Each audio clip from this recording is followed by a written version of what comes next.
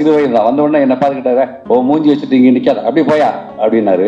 நான் திரும்பின உடனே அழுதுட்டேன். நான் கிராமத்துல இருந்து வந்த புதுசு. நம்ம மூஞ்சிக்கு என்ன, நானே பெரிய ஹீரோவான்னு நினைச்சு தான் வந்திருக்கேன் மதுரையில இருந்து. என்ன இப்படி சொல்லிட்டாங்கன்னா கிட்டத்தட்ட 1 மணி நேரம் நான் அழுதுருப்பேன். அப்படியே செட்டுக்குள்ள போய் அங்கங்கே அழுதுட்டு கண்ணீர் எல்லாம் தொடச்சிட்டு கண்ணாடியை பார்த்து நான் பேசுறேன்.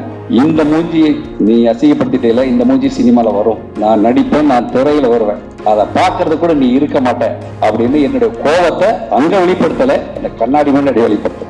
அப்ப அட்லி தம்பிகிட்ட போய் கேட்ட, தம்பி ஷார்ட் பிலிமே அவர் 5000 ரூபா கொடுக்குறாங்களே, நீங்க ஒரு 3500 ரூபா தரீங்களே அப்படின்னு. அவரு சிரிச்சுட்டு ஒரு 500 ரூபா போட்டு கொடுங்க, 3000 ரூபா கொடுத்தாங்க, அப்புறம் 500 ரூபா போட்டு கொடுத்துட்டாரு. அந்த கேஷியர் என்கிட்ட அந்த வவுச்சர் எழுதும்போது சொன்னாரு, இந்த 3500 ரூபாய்க்கு நீ ஃபீல் பண்ற, இந்த திரைப்படம் ரிலீஸ் ஆன பின்னாடி கூட ஒரு சைவர் சேர்த்துக்க வாங்குவேன்னாரு. நான் வாங்குறேன். பந்தா பாண்டின்னு ஒரு விசிட்டிங் கார்டு அடிச்சு வச்சிருந்தேன். அடைமொழி இருந்தால் தான் சினிமாவில் நடிகராக முடியும் அப்படின்னு ஒரு கற்பனையில். அவர் வாங்கி பார்த்தோன்னு சொன்னார், நீ ஒன்றும் காமெடின்னு கிடையாது, ஒன்று பெரிய நடிகன், நீ உனக்குள்ள என்ன வாய்ஸு என்ன பர்ஃபார்மன்ஸு, நீ ஏன் அதை வச்சுக்கிட்டு இருக்க, இன்னையிலேருந்து நீ வை ராஜாராணி பாண்டியன் வச்சுக்கினாரு. அவர் வச்ச பேர் தான் ராஜாராணி பாண்டியன். அன்னையிலேருந்து ராஜாராணி பாண்டியன் மாதிரி.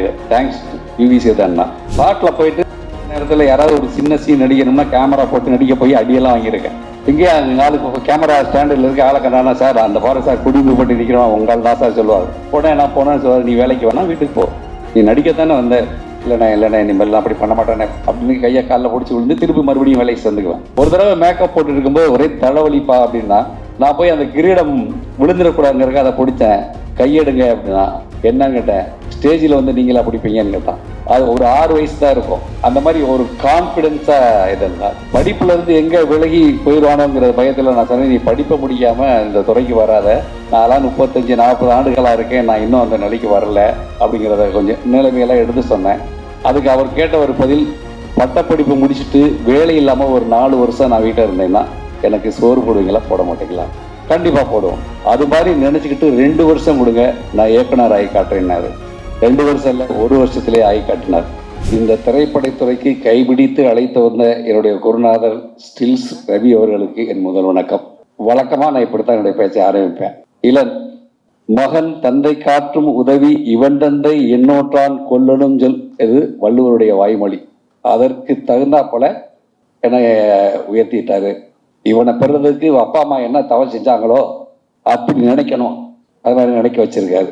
அதே நேரத்தில் அவருக்கு நான் ஒரு தகப்பனா இருந்து என்ன செஞ்சிருக்கேங்கிறத காட்டிலும் சிறு வயதிலேயே வந்து ஃபேன்சி ட்ரெஸ் காம்படிஷன்லாம் நிறைய கலந்துக்குவான். நான் அழைச்சிட்டு போவேன். அண்ணி ராமராஜனுடைய ஒய்ஃபு நளினி கூட என்னை கிண்டல் பண்ணுவாங்க, என்ன பாண்டியம்மா உன் ஆசையெல்லாம் இளன் மூலியமா தீர்த்துக்கிறியா அப்படின்னு கேட்பாங்க. அப்படி போகும்போது ஒரு புத்தக கண்காட்சியில வீர சிவாஜியா ஒரு கெட்டப்ல போயிருந்தாரு. ஆனா நான் அப்ப டிவிஎஸ்பிடியில தான் அவனை அழைச்சிட்டு போவேன். முருகர் கட்ட போட்டு போன வண்டியில் அழைச்சிட்டு போனால் பஸ்ஸில் இருக்கவங்களாம் அவனை பார்த்து கும்பிடுவாங்க. அந்த மாதிரி ஒரு நிகழ்வுகள் நடக்கும் நிறையா. ஒவ்வொரு சிவாஜி கணேசன்லாம் இவருக்கு தெரியாது, சிவாஜி கணேசன் பார்த்தே கிடையாது. ஆனால் அந்த கேசட்டை வாங்கி போட்டு பார்த்துட்டு அதே ஃபாலோ பண்ணிட்டு எல்லா ஃபேன்சி ட்ரெஸ்ஸும் கூட்டி போவேன்.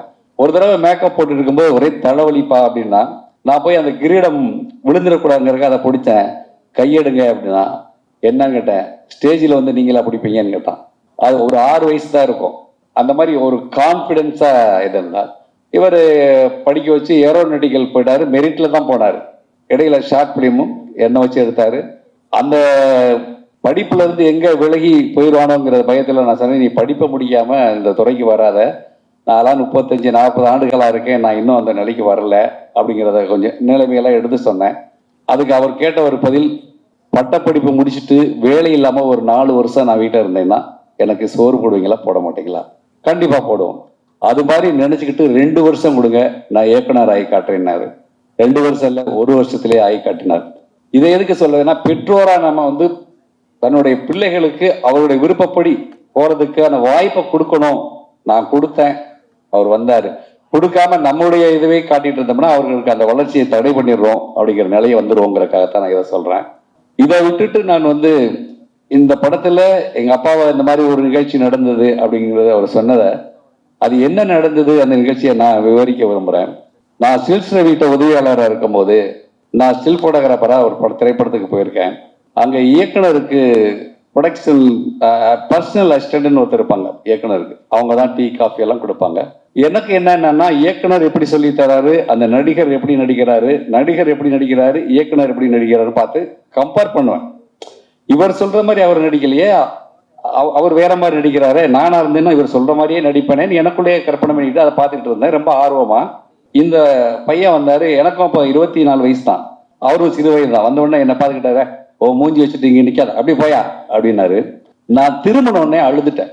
நான் கிராமத்துல இருந்து வந்த புதுசு. நம்ம மூஞ்சிக்கு என்ன, நானே பெரிய ஹீரோவான்னு நினைச்சு தான் வந்திருக்கேன் மதுரையில இருந்து. என்ன இப்படி சொல்லிட்டான்னா கிட்டத்தட்ட 1 மணி நேரம் நான் அழுதுருப்பேன். அப்படியே செட்டுக்குள்ள போய் அங்கங்கே அழுதுட்டு கண்ணீர் எல்லாம் தொடச்சிட்டு கண்ணாடியை பார்த்து நான் பேசுறேன், இந்த மூஞ்சியை நீ அசிங்கப்படுத்திட்டே, இந்த மூஞ்சி சினிமால வரும், நான் நடிப்பேன், நான் திரையில வருவேன், அதை பார்க்கறது கூட நீ இருக்க மாட்டேன் அப்படின்னு என்னுடைய கோபத்தை அங்க வெளிப்படுத்தல, அந்த கண்ணாடி முன்னாடி வெளிப்படுத்துறேன். அதை நான் மறந்துட்டு வந்துட்டு நேர வந்து செட்டுக்குள்ள வர்றேன். கிளாப் அடிக்கிற சவுண்டு கேட்குது. திரும்பி பார்த்தா மனதில் உறுதி வேண்டும் அந்த படம். அந்த பாரதியினுடைய அந்த வார்த்தை என் மனசுல ஆழமா பதிஞ்சுது, மனதில் உறுதி வேண்டும். அதே உறுதியோட நான் இருந்து இயக்குனர் வந்து பாலச்சந்தர். இப்ப பாலச்சந்தரையா எப்படி நடிப்பு சொல்லி கொடுத்துருப்பாரு.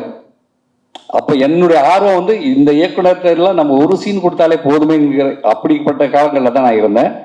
அப்படிதான் அந்த நிகழ்வு தான் நான் பல மேடைகள்ல சொல்லியிருக்கேன். நான் நடிகனான பின்னாடி பல மேடைகள்ல சொல்லியிருக்கேன். மற்றவர்களுக்கு உந்துதலா இருக்கணுங்கிறதுக்காக. எல்லாருமே அவமானப்படுத்தியிருப்பாங்க, நான் மட்டும் இல்ல, நிறைய பெரிய நடிகர்கள் கூட என்கிட்ட சொல்லியிருக்காங்க, இந்த மாதிரி எனக்கு நடந்தது, இந்த மாதிரி உங்களுக்கு நடந்தது அப்படின்னு. அதனால இலக்கை நோக்கி பயணிப்பவர் பலர், ஆனா சென்றடைவர் சிலர் தான். எல்லாருமே சினிமாவை நோக்கி வர்றோம், எல்லாருமே ஒரு தொழில் அதிபர் ஆகணும்னு நினைக்கிறோம், இல்லை ஒரு டாக்டர் ஆக நினைக்கிறோம். பல பேர் அந்த இலக்கை நோக்கி போறோம். சென்றடைவர் ஏன் சிலர்னா கடைசி வரைக்கும் அந்த நோக்கத்திலிருந்து விலகாம இருக்கிறாங்களோ அவங்க தான் அந்த இடத்துக்கு வந்து சேர்றாங்க. இன்றைக்கு இந்த நிலைக்கு வந்து இவர் மகன் இந்த நிலைக்கு வந்திருக்கிறது எனக்கு பெருமைக்குரிய விஷயம். நான் கொஞ்சம் ஒரு 1 ஹவருக்கு முன்னாடி கூட இந்த புகைப்பட நண்பர்களோட பேசிட்டு இருக்கும்போது என்னுடைய அந்த ஆர்வம் அங்கிருந்து தான் நான் இங்க வந்திருக்கேன். அப்போ அவங்கள்ட்ட சொன்னேன், ஆடுன காலும் பாடுன வாயும் சும்மா இருக்காத மாதிரி எனக்கும் கை சும்மா இருக்கல, நான் என் செல்போன்லயாவது போட்டோ எடுக்கிறேன்னு சொல்லிட்டு அந்த ஒரு நண்பரை புகைப்படம் எடுத்தேன். அதுல எனக்கு ஒரு திருப்தி. ஆனா இந்த நிலைக்கு நான் வர்றதுக்கு காரணம் ஸ்டில்ஸ் ரவி அவர்கள் தான். ஏன்னா அவர் ஒவ்வொரு நொடியிலையும் வந்து தொழில் அக்கறையில தான் இருப்பாரு. நான் ஷார்ட்ல போயிட்டு இருக்கிற நேரத்துல யாராவது ஒரு சின்ன சீன் நடிக்கணும்னா கேமரா போட்டு நடிக்க போய் அடியெல்லாம் வாங்கியிருக்கேன். எங்கேயா நாளுக்கு கேமரா ஸ்டாண்டில் இருக்க ஆளை கண்டானா, சார் அந்த பாரு சார் குடிமை போட்டு நிற்கிறோம் உங்களால் தான் சார் சொல்லுவாங்க. உடனே நான் போனேன், சார் நீ வேலைக்கு வேணா வீட்டுக்கு போ, நீ நடிக்கத்தானே வந்த, இல்லைண்ணே இனிமேல் அப்படி பண்ண மாட்டேனே அப்படின்னு கையை காலில் பிடிச்சி விழுந்து திருப்பி மறுபடியும் வேலைக்கு சேர்ந்துக்குவேன். ஆனால் எனக்குள்ள அந்த எண்ணங்கள் விட்டு போகலை, நடிக்கணுங்கிற எண்ணங்கள் இன்னைக்கு வரைக்கும். உனக்கு 1 லட்ச ரூபாய் தர்றேன், நீ இங்க வந்து ஒரு வேலையை செய் அப்படின்னா 500 ரூபா கொடுக்குற நடிக்கிறதுக்கு தான் இந்த 1 லட்ச ரூபா வேணான்ட்டு போயிருக்கு. அது மாதிரி நடந்திருக்கு. ராஜாராணி படம் நடிக்கும் போது நான் போட்டோகிராஃபர், திருமணத்துக்கு ஆர்டர் எடுத்து வச்சுட்டேன். இங்க வந்து ஏ வெங்கடேஷ் சார் வந்து மலேசியாவில் ஒரு படம் ஷூட்டிங், உனக்கு 75,000 ரூபா சம்பளம், நீ வானாரு.